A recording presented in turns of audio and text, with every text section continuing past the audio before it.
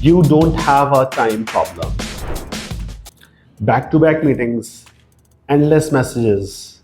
You remain busy all day, yet all the important tasks remain incomplete. So what is really happening here? So what does the really disconnect look like here? It's not a time problem. It's basically a focus and priority issue that you need to fix by yourself. Unfortunately, in the wider spectrum of the organization these days around, being busy is judged as being productive. So a lot of time managers keep themselves busy by doing things that are not productive in nature. They remain occupied all day long. But in this whole process, the important task, prioritization-based task, gets deprioritized. And what they end up doing is they react all day long. Important work is deprioritized, and at the end of the day, it's incomplete, and they feel tired because it's more like reacting all day long rather than trying to be more productive all day long. So what does the solution look like here? I can tell you solution is very simple. We just need to go back to the basics. A, decide before the day decides you.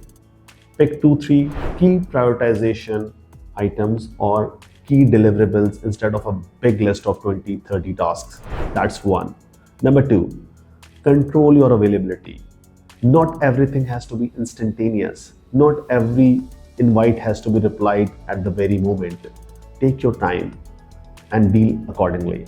Last but not the least, very important point is that try to protect some deep work time for you in a day, because that's where your creativity happens, and that's where we feel stretched by giving us allocated time for deep work, and that's where our real thinking comes into play. That is very much there for every human being.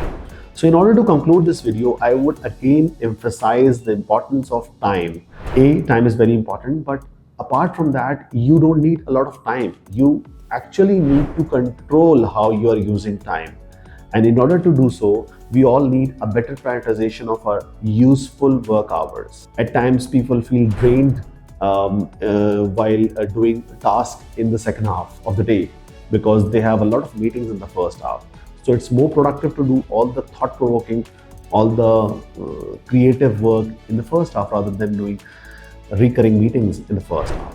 So you just need to decide whatever best method suits you based on the type of work that you are doing and the kind of organization that you are working with.